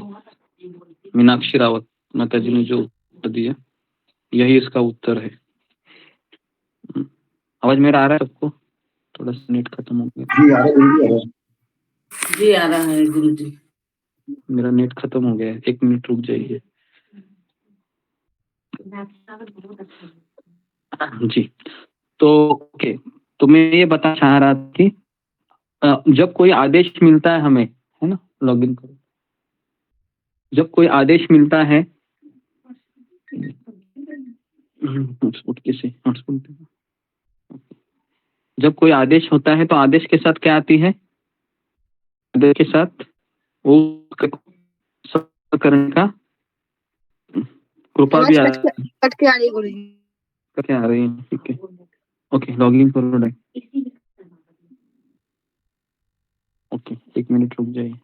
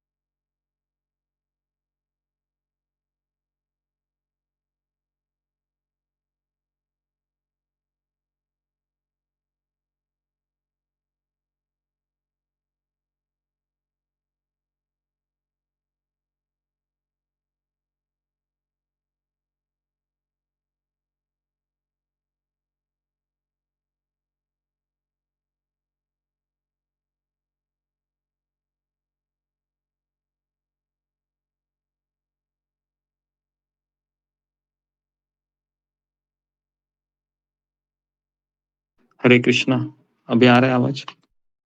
जी गुरु जी। जी, ओके, हरे कृष्णा। ओके, तो मैं ये बता रहा था कि जब कोई आदेश मिलता है हमें, तो आदेश के साथ क्या आती है? उस कार्य को संपन्न करने की कृपा भी आती है। तो इसके लिए जब आध्यात्मिक गुरु, जब प्रभुपाद जी जब आदेश देते थे उनके शिष्यों को, जाओ पाकिस्तान में जाओ और एक केंद्र खोलो, है ना, जाओ श्रीलंका में जाओ, अमेरिका में जाओ या लंदन में जाओ, तो ये लोग क्या बोलते थे?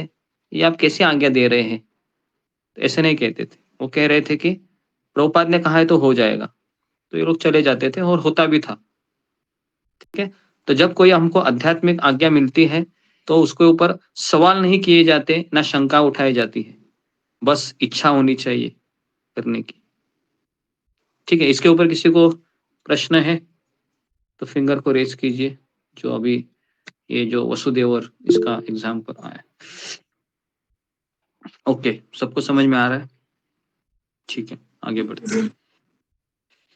तो जी, तो इस तरीके से यशोदा माता ने अपने पुत्र के रूप में स्वीकार किया कृष्ण को, और वसुदेव की अन्य पत्नी से उत्पन्न बालक समझ जाते हैं। गीता में भगवान कहते हैं कि उनका जन्म तथा उनका कर्म दिव्य है। दिव्य शब्द का अर्थ है कि भगवान का जन्म और मेरा जन्म, इसमें क्या फर्क है? कौन बताएगा? फिंगर को रेज कीजिए। मेरे जन्म में और भगवान के जन्म में क्या फर्क है? फिंगर को रेज कीजिए। मेरे जन्म में और भगवान के जन्म में क्या फर्क है? या कोई फर्क नहीं है, या फर्क है? जी बताइए। जी, रीना सिंह।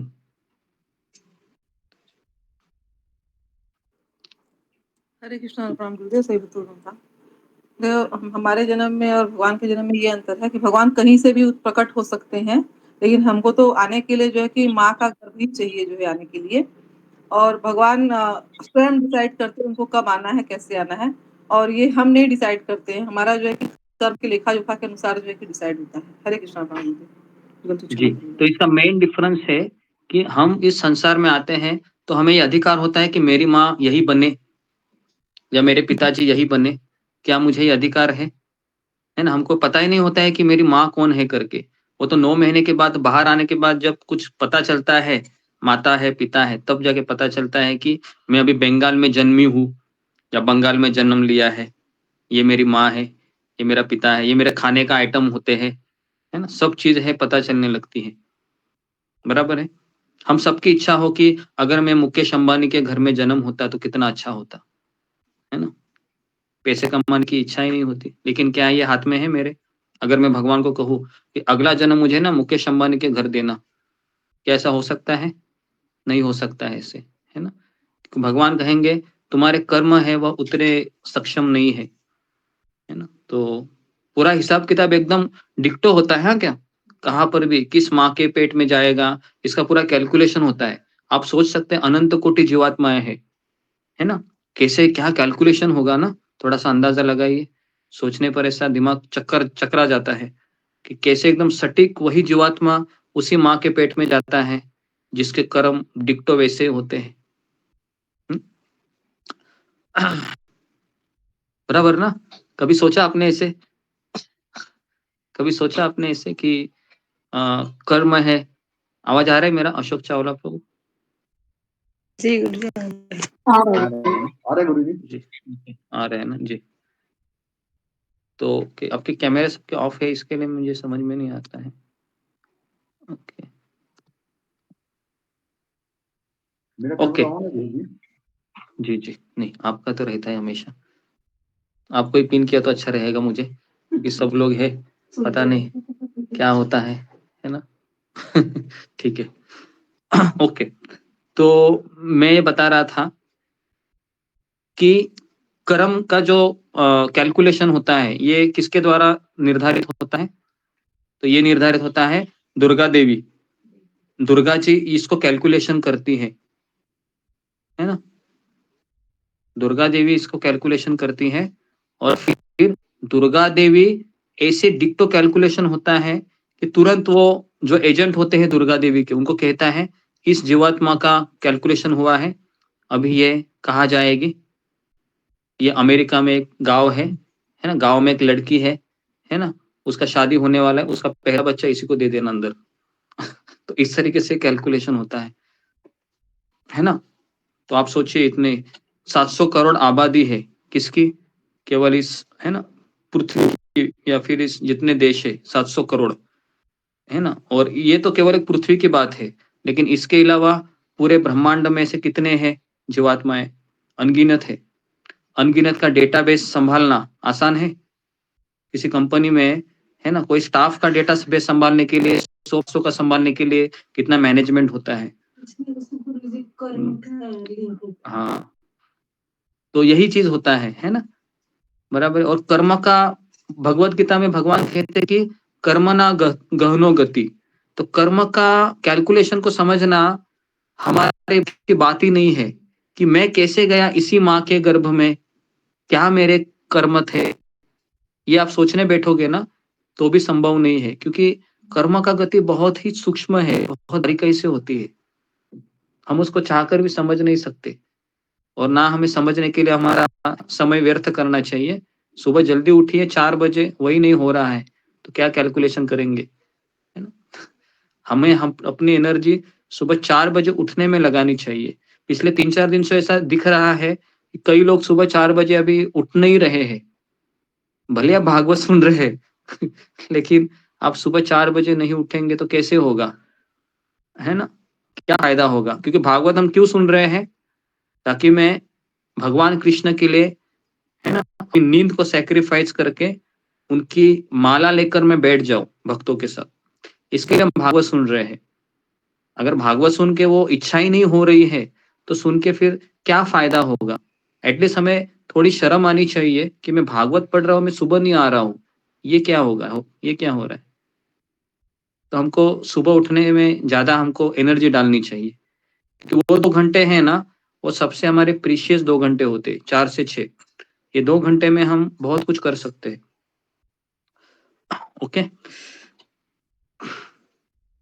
तो भागवतम में भगवान कृष्ण की दिव्य प्रकृति का वर्णन 9 स्कंदों में हुआ है और 10वें स्कंद में उनकी विशिष्ट लीलाएं दी गई है।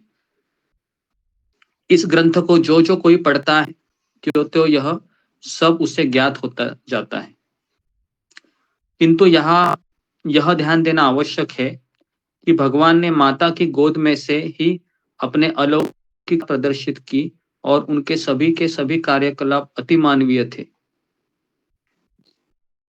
वर्ष की आयु में गोवर्धन पर्वत को उठाना और ये सभी कार्य उन्हें वास्तविक पूर्ण पुरुषोत्तम भगवान सिद्ध करते हैं।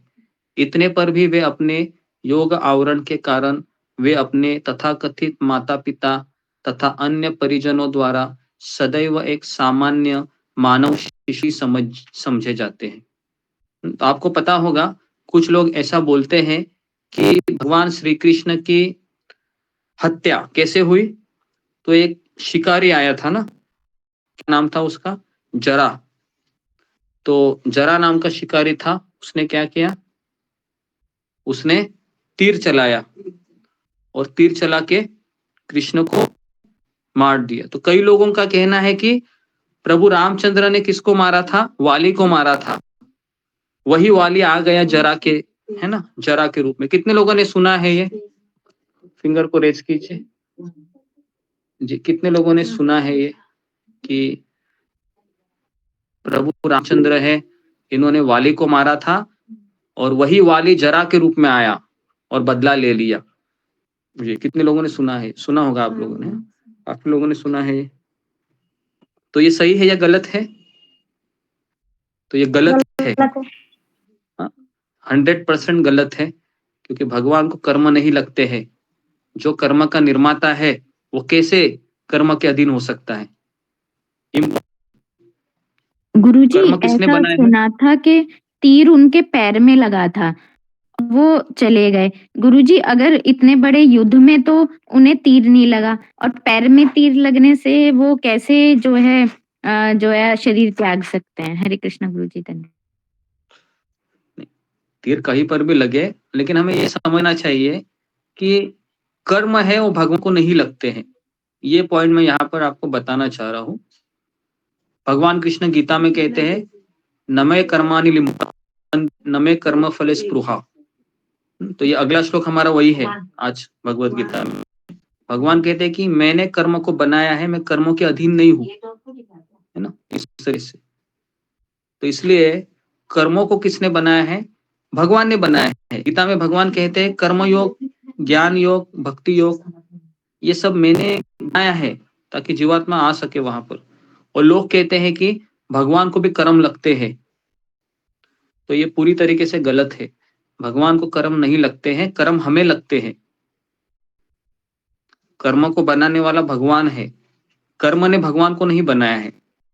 कई लोग ये भी कहते हैं कि भगवान माया के अधीन भी हो जाते हैं, भगवान की माया है वो भगवान बड़ी है। ये दूसरा आर्गुमेंट देते हैं, है ना, जो गलत है। कितने लोगों ने सुना है कि भगवान माया है वो भगवान से बड़ी है? तो इसके लिए कृष्ण कभी कभी माया के अधीन हो जाते हैं और कभी कभी फिर वो भ्रमित हो जाते हैं। जैसे है ना, जैसे यशोदा मैया है, वो कृष्ण है, यशोदा मैया के कार्यकलाप से भ्रमित होते हैं, घबरा जाते हैं, है ना, जब माता यशोदा छड़ी लेके आती है। तो लोग कहते हैं कि भगवान भी माया के अधीन है, तो ये दूसरा आर्गुमेंट देते हैं, तो ये गलत है। भगवान ने माया को बनाया, तो कैसे भगवान माया के अधीन हो सकते हैं? तब कहते हैं दैवी हेशा गुणमयी मम माया दुरत्य, भगवान तो मेरी माया है ये, है ना। माया ये नहीं कहती है कि मेरा कृष्ण है, ये कृष्ण मेरे अधीन है, ऐसा तो नहीं कहती है। तो इसलिए ये दो चीजें हैं जो भारत में बहुत कंफ्यूज करती है। पहला, कृष्ण माया के अधीन है, और दूसरा कृष्ण कर्म के अधीन है। तो इसके लिए लोग हैं वह को और कर्म को कृष्ण से भी बड़ा मानते हैं, लेकिन ऐसा नहीं है। कृष्ण है ये कर्मों को भी मैन्युफैक्चर करते हैं, बनाते हैं, और माया को भी बनाते हैं, हम लोगों को ठिकाने लगाने, है ना। कर्म क्यों बनाया है? हम लोगों को ठिकाने लगाने। माया क्यों बनाई है? हम लोगों को ठिकाने लगे। और हम सोचते हैं कि कृष्ण को ठिकाने के लिए माया बनाई है, तो ये गलत है ना। तो इसलिए हमें एक गुरु शिष्य परंपरा से जुड़ना बहुत जरूरी है, नहीं तो हम अनर्थ कर बैठेंगे। कुछ भक्ति तो नहीं होगी, उल्टा अपराध पे अपराध होंगे भगवान के खिलाफ, है ना। और आज भी लोग भारत में कितने लोग करते हैं कि कई लोग ऐसे हैं कि कृष्ण को भगवान नहीं मानते हैं, लेकिन राम को भगवान मानते हैं। लेकिन उसी राम के अवतार कृष्ण को, या जो कृष्ण भगवान है, वो कहते हैं कि कृष्ण भगवान हो ही नहीं सकते, लेकिन राम हो सकते हैं, इसके लिए मैं राम की पूजा करूंगा। तो ये भी एक अपराध है कि आप कृष्ण को भगवान नहीं मान रहे, लेकिन राम को भगवान मान रहे। ऐसा ये अधूरा ज्ञान है ना। सही ज्ञान क्या है? कृष्ण भी भगवान है, राम भी भगवान है, लेकिन मेरा राम के प्रति आकर्षण है, ये ठीक है ना। तो बहुत सारी चीजें हैं भारत में, तो लेकिन हम जब अधिकृत गुरु परंपरा से जुड़ते हैं तो ये सब चीजें क्लियर होती है। और इसके अलावा हम सारा श्रेय किसको देंगे? प्रभुपाद जी को देंगे, उनकी किताबों को देंगे, जो इन्होंने इतना सटीक तात्पर्य लिखे हैं गीता के, भागवत के, है ना। तो जब भी वे कोई अत्यंत पराक्रमी कार्य करते हैं, उनके माता पिता उसे अन्य रूप में ग्रहण करते हैं। इस प्रकार वे अपने पुत्र के प्रति अविचल प्रेम से सदा तुष्ट रहते हैं। अतएव नैमिषारण्य के ऋषिगण उन्हें मनुष्यवत बताते हैं, लेकिन वास्तव में वे परम शक्तिमान श्री भगवान है। तो प्रॉपरली नैमिषारण्य के ऋषिगण कहते हैं कि उन्होंने मनुष्य की तरह लीला की, वास्तव में वो कौन है? वो पूर्ण पुरुषोत्तम भगवान है। तो मैं सवाल है यहाँ पर कि भगवान इस तरह से कंफ्यूज क्यों करते हैं? जैसे जब भगवान शरीर छोड़े तो काफी लोग हैं उस समय इस तरह से कंफ्यूज हुए कि भगवान का शरीर भी अभी दफनाया जाएगा, जलाया जाएगा, है ना।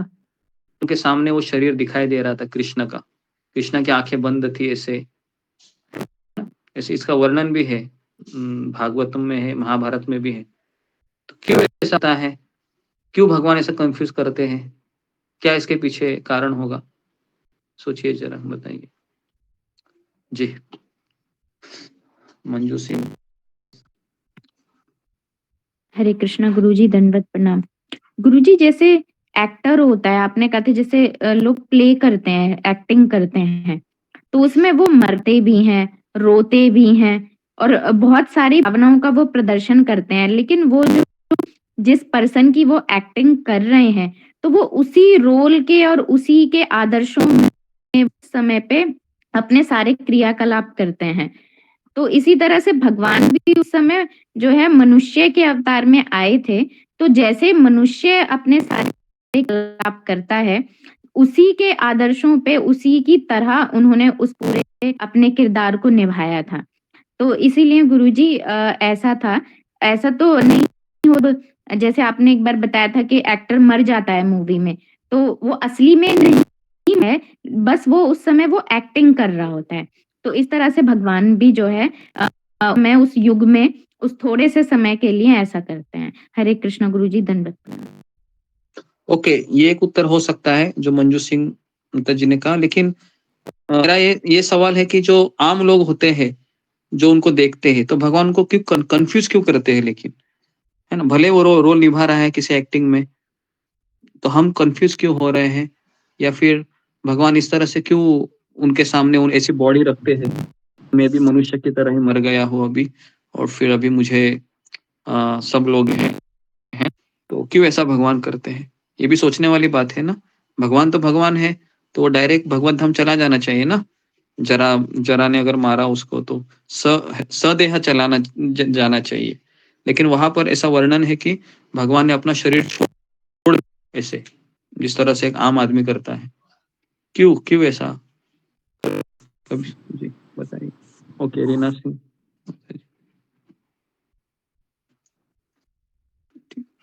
हरे कृष्णा काम हृदय से भ्रमित इसलिए करते हैं क्योंकि भगवान को केवल उनका शुद्ध भक्त ही जान सकता है, इसलिए वो भ्रमित करते हैं। ओके, ये एक उत्तर हो सकता है, लेकिन और हम थोड़ा सा दूसरा उत्तर में ढूंढ रहा हूँ। जी, प्रीति अग्रवाल। हरे कृष्णा गुरुजी, धन्यवाद प्रणाम। गुरुजी मुझे तो इसका लग रहा है कि ये भगवान लीला होती है, मतलब वो उनकी हम उस चीज को समझ नहीं सकते। जैसे जब राम, तो वो तो सौदे ही अपने धाम को गए थे, तो लेकिन जो कृष्ण भगवान है उन्होंने मतलब बहुत सारे रूल्स को ब्रेक भी किया, जहाँ पे उनको दिखाना था कि वो भगवान है वहां उन्होंने दिखाया, गोवर्धन उठाना या दावाग्नि को निकलना, वो सब तो ये भगवान की लीला ही रहती है। गुरुजी मुझे तो नहीं इसमें क्या कोई हम बात नहीं। जी ओके, नेक्स्ट जी, मीनाक्षी रावत। हरे कृष्ण गुरुजी। गुरुजी, मुझे ऐसा लगता है कि मैंने एक प्रवचन में सुना था कि जैसे हर कोई जो है वो यूपीएससी का एग्जाम देने के लिए जाता है, लेकिन हर कोई पास नहीं होता है, चाहे सबके पास एक ही सवाल क्यों ना हो। वो जो एक योग्यता जो चाहिए होती है वो नहीं होती है, तो शायद उस योग्यता में भी नहीं होती है भगवान के प्रति विश्वास या समर्पण जो होना चाहिए। ये भी नहीं हो सकता है। ये उत्तर थोड़ा सा कठिन होगा आप लोगों को देने के लिए, फिर मैं पूछता हूँ, देखता हूँ कि किसको आता है। जी, रीना गंगवार। हरे कृष्णा गुरु जी, एक तो भगवान को अभक्तों के सामने प्रकट नहीं करना चाहते हैं इसके लिए, और दूसरा मुझे इतना समझ रहा है वंश में जब भगवान थे तो उस टाइम पर बहुत ये हो गया था कि सत्ता में तो उसका फायदा उठा सकते हैं आगे चल के, तो उन्होंने वो पूरा एक आपने इसमें अच्छा बताया, भगवान अभक्तों के सामने प्रकट नहीं होना चाहते हैं, और इसी में एक दूसरा उत्तर छिपा हुआ है। जी, ओके, नेक्स्ट। जी, अशोक चावला प्रभु, आपको कुछ चमक रहा है तो बताइए। जी गुरु जी ये सही है, भगवान की होती हैं और उनकी लीलाएं सिर्फ भक्तों को समझ आती हैं, अभक्तों को समझ नहीं आती। वो सब बताया था, ये बात बराबर है, भगवान प्रकट नहीं होते, लेकिन और उसके नीचे अंदर गहराई में उत्तर है। ठीक है, बोलता हूँ, सुनिए। गुरुजी मैं ट्राई करूं? बोलो। जी दंड प्रणाम। गुरुजी वो हमें हमारा धर्म सिखाने के लिए, मृत्यु के पश्चात जो संस्कार होते करने के लिए, अगर वो ही नहीं करेंगे तो फिर साधारण मनुष्य कैसे करेंगे, शायद वो बताने के लिए। नहीं, ये भी नहीं। देखिए, आप अच्छे से सुनिए कि भगवान धन्यवाद प्रणाम प्रभु जी। प्रभु जी धन्यवाद प्रणाम, मैं बताऊं प्रभु जी, मैं बता रहा हूँ प्रभु जी बोलते, प्रभु जी बोले हैं ना, रामायण में लिखे हैं कि करें करावें भंजन सोई, उमा राम गत लखा न कोई। जी जी राम, आप सब मुझे रामायण से पढ़ाते हैं, अच्छा है। ठीक है, ओके, तो सुनिए, जब भगवान है इस तरह से क्यों करते हैं पता है? क्योंकि जो लोग भगवान को ये समझते हैं कि भगवान एक मनुष्य है, उनकी सोच यही है कि भगवान मनुष्य है, तो फिर भगवान उनके सामने वैसे ही प्रकट होते हैं जैसे एक मनुष्य का अंतिम संस्कार किया जाता है, क्योंकि वो उनकी इच्छा होती है, तो भगवान उनकी इच्छाओं को इस तरीके से पूर्ण करते हैं। समझ में आ रहा है? जो भक्त होते हैं वो भगवान को क्या समझते हैं कि मनुष्य है, तो इसके लिए भगवान उनके सामने एक मनुष्य की तरह ऐसे मरा हुआ शरीर रख देते हैं। लेकिन जो भक्त होता है उसके सामने वो भी शरीर रहता है, लेकिन उसको पता होता है कि भगवान है सदेह वैकुंठ या गोलोक वृंदावन चले गए, ये केवल उनका एक मायावी शरीर है जो सामान्य लोगों को कंफ्यूज कराने के लिए भगवान ने रखा है। समझ में आया? जी, तो इसके लिए जो जीवात्मा वैसी इच्छा करेगा उसके सामने भगवान वैसे प्रकट होते हैं। अगर हम सोच रहे हैं कि कृष्ण जादूगर है तो आपके जीवन में कृष्ण कैसे आएंगे? जादूगर बन के आएंगे, है ना। जैसे शकुनी क्या बोलता था? कृष्ण मायावी है ना, विश्व रूप दिखाता है। तो शकुनी के सामने कैसे भगवान प्रकट हुए? मायावी के रूप में, बराबर है। लेकिन विश्व पिता उस समय भगवान को प्रणाम किया। तो इसके लिए है ना, जो जैसे भगवान रखेगा वैसे उसको भगवान दिखाई देंगे। अगर आपके हृदय में, हमारे हृदय में भगवान के प्रति प्रेम है, भगवान हमको कैसे दिखेंगे? कि ये एक प्रेम का स्वरूप है, इस तरीके से। लेकिन अगर लगता है कि कृष्ण ये है ना मायावी है, छलिया है, या अनैतिक व्यक्ति है, रात को है ना दूसरों की स्त्रियों से डांस करता है, तो भगवान फिर उसको वैसे ही प्रकट होंगे। क्लियर है सबको? ओके जी, धन्यवाद गुरुजी। ओके, तो समय हो गया है। तो अगर आप लोग किसी का प्रश्न है, 10 मिनट है तो फ्रेज कीजिए। जी, ममता पाल जी। हरे कृष्ण गुरु जी, अगर अभक्त के सामने कृष्ण भगवान ऐसा दिखाएंगे कि मेरा मृत्यु हो गई है, मैं पड़ी हूँ ऐसा, तो फिर वो अभक्त के मन में भक्ति का कैसे जगेगा? वो तो जीवन भर फिर अभक्त ही रहेगा ना। उसके मन में कृष्ण के बारे में ये नहीं आएगा कि हाँ चलो कृष्ण हमारे भगवान। उसके मन में भक्ति का प्रकाश कब कब होगा? जब तक उसके जीवन में भक्त नहीं आएगा आप जैसा, तब तक वो ऐसे ही घूमता रहेगा। समझ में? वो ऐसे ही कंफ्यूज होता रहेगा। ये इसका उत्तर है। ओके, तो इसके लिए जब तक भक्त नहीं आता है हम ऐसे ही घूमते रहते हैं। भगवान को क्या क्या गाली पड़ती है पता है आपको? भगवान के सामने जब भगवान थे तभी भी उनको गाली पड़ती थी, और अभी भगवान नहीं है तभी भी भगवान को बहुत गाली देने वाले लोग हैं, है ना। तो इसके लिए सोचो कि कैसे पिता ना कृष्ण, जो अपने पुत्रों से ही ऐसी ऐसी गालियां सुनते हैं आने के बाद, है ना, फिर भी पिता होने के नाते वो अपने पुत्रों को क्षमा करते हैं। सोचते कि नालायक पुत्र है, कमी ना कहेगा, इस तरह के सोच के जाते होंगे। तो जैसे कई पुत्र है, हम भी तो पहले वैसे ही पुत्र होंगे ना। क्या लगता है 2 जन्म पहले हमको पता है कि हम कितना कृष्ण कुछ बोले होंगे? पता नहीं हमको। लेकिन अगर कृष्ण ने दिखा, ये देखो अभी तुम बहुत 16 माला कर रहा है, 2 महीना पहले देखो मुझे कितना गाली दे रहा था, है ना। दो जन्म पहले, है ना, बराबर है। क्योंकि हम भी सब लोग उसी से निकले हैं, तब जाके अभी माला कर रहे हैं, है ना।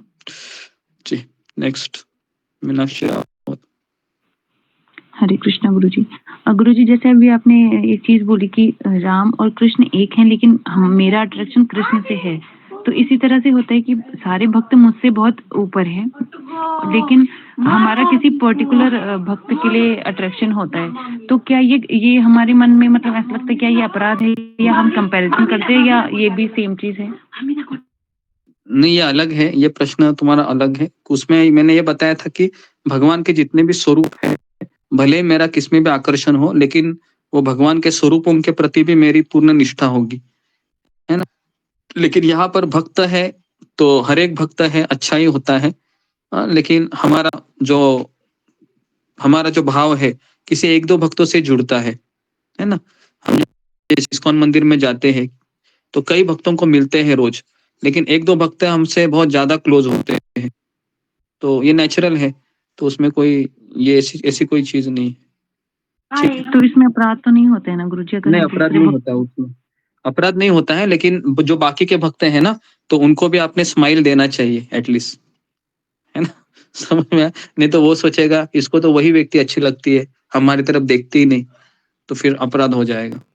तो हमें उसको ये भी बताना चाहिए कि हाँ हम आपसे भी प्रेम करते हैं, लेकिन वहां पर ज्यादा करते हैं, इस तरीके से। नेक्स्ट आखिरी क्वेश्चन, रीति दबास। हरे कृष्ण गुरुजी, दंडवत प्रणाम। हरे कृष्ण सभी भक्तों को दंडवत प्रणाम। गुरुजी, जैसे आपने बताया कि अभक्तों का संग नहीं करना चाहिए, और अगर संग नहीं करेंगे तो फिर गुरुजी कैसे उनको संगत दे पाएंगे, कैसे हम उनको बता पाएंगे भगवान के बारे में? ये थोड़ा समझाएं। भगवान के बारे में बताने के लिए अश्रद्धालु व्यक्ति को हमको बताना नहीं चाहिए। 1-2 बार प्रयास कीजिए आप कि ये भक्त बन जाए तो मुझे बहुत खुशी होगी। लेकिन अगर वो ये बोल रहा है कि कृष्ण के बारे में उसके हृदय में कुछ गलत चीजें हैं, तो फिर आप बेटर है कि, क्योंकि जब फिर आप जाओगे फिर वो कृष्ण की निंदा करेगा आपके सामने और फिर वो निंदा सुनना अपराध हो जाएगा। तो इससे अच्छा है कि हम 1 बार 2 बार प्रयास करें मैक्सिमम, फिर छोड़ दे, फिर उनको प्रसाद खिलाते रहिए, वो अच्छा है। और कोई चीज मत कीजिए इस तरीके से। ओके, रूबी कुमारी। हरे कृष्णा प्रभु जी, दंडवत प्रणाम। सभी भक्तों को दंडवत प्रणाम। प्रभु जी, मेरा क्वेश्चन है कि कभी कभी क्या होता है माइंड में ना, कृष्ण को लेके मन और बुद्धि में फाइट चलती है। तो हम सुनते हैं जैसे कि सकुनी ने बोला कि मायावादी है ये, और वही भीष्म पितामह प्रणाम करते हैं। तो हमारे साथ भी कभी कभी ऐसा होता है कि हमने अपने कृष्ण के बारे में ऐसा सुना, तो हमारे अंदर किसी और ने बोल दिया हमें, तो हमारे अंदर वो बैठ जाता है कि ये ऐसा कैसे हो सकता है, और हमने अपने गुरु से सुना है ऐसे ऐसे। तो ऐसा होता है कि मन और बुद्धि में ऐसे फाइट चलता है कि समझ नहीं आता, इतना कंफ्यूज हो जाते हैं। तो उस वक्त ऐसा लगता है कि मैं कैसे हम अपने मतलब दिमाग को समझाए उस वक्त कि क्या करें। तो ये सब बहुत बार होता है मेरे साथ। तो उस वक्त क्या देखिए, पहली बात तो मन और बुद्धि के साथ फाइट है ये 24 घंटा 365 दिन, और जब तक हमारी आखिरी सांसें चलती रहेगी, है ना। तो इसके ऊपर एक ही सॉल्यूशन है कि मुझे 3 चीजें हैं। राधानाथ महाराज कहते हैं कि मैं सिंसियर होना चाहिए मेरे अपनी भक्ति में, सीरियस होना चाहिए, और गुरु और कृष्ण प्रसन्न करने के अलावा और कोई मेरा प्राइमरी गोल नहीं होना चाहिए। ये 3 चीजें अगर हम कंटिन्यू करते हैं तो के ऊपर कितना भी फाइट होते रहने दो, वो चलेगा वो। ठीक है, ओके। आखिरी रीना गंगवार। प्रभु जी, जैसे अभी इसमें 2 बार आया है कि देवकी और वसुदेव तथा कथित के माँ बाप जैसे, तो ठीक है, उन्होंने बहुत तपस्या की थी, मेरे पुत्र रूप में हो, और भगवान भी सारे जीव उनसे ही प्रकट होते हैं, सब कुछ उनकी इच्छा से होता है। तो क्या यशोदा और नंद महाराज को भी तथाकथित बोलते हैं उसमें? नहीं, यशोदा माता और नंद महाराज उन्होंने भी तपस्या की थी भगवान को पुत्र के रूप में प्राप्त करने के लिए, लेकिन इन दोनों का रस अलग है। जैसे कई बार कहा जाता है कि वृंदावन का कृष्ण अलग है, मथुरा का कृष्ण अलग है, मतलब कृष्ण वही है, उनका रस अलग है। मतलब जो भाव यशोदा मैया का था वो देवकी के भाव, देवकी से भी वो वृंदावन का भाव ज्यादा ये है ना। यशोदा मैया का जो भाव है, अभी यशोदा ने कृष्ण के साथ बाल लीलाएं की, देवकी ने नहीं की। वो सौभाग्य देवकी को नहीं मिला, लेकिन मैया को मिला, है ना। तो इसके लिए यशोदा मैया का जो वात्सल्य भाव है वो देवकी के वात्सल्य के भाव से गाढ़ा है। तो इस तरीके से हम समझ सकते हैं, है ना। लेकिन दोनों भी कृष्ण बोले जाते हैं ना, उनको नित्य सिद्ध बोला जाता है। नित्य सिद्ध बोला जाता है। जैसे अभी गोवर्धन है, वो आध्यात्मिक जगत में भी है, लेकिन जब वो इस संसार में आते हैं तो किसी के पुत्र के रूप में आते हैं ना। तो वही चीज होती है, आध्यात्मिक जगत में सब नित्य सिद्ध होते हैं, लेकिन जब भगवान के पार्षद के रूप में जब वो करने आते हैं तो फिर जैसे रुक्मिणी के पिताजी है, उसका भाई है रुक्मी, आध्यात्मिक जगत में भी है, लेकिन इस धरा पर आती है तो कोई ना कोई वो रोल निभाने के लिए किसी ने बनती है, किसी ना किसी का भाई बनती है। तो इसी तरीके से ये भी ठीक है। Thank you. हरे कृष्ण। तो यहाँ पर मैं रुकता हूँ।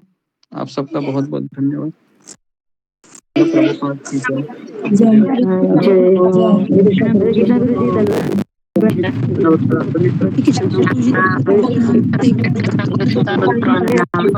जय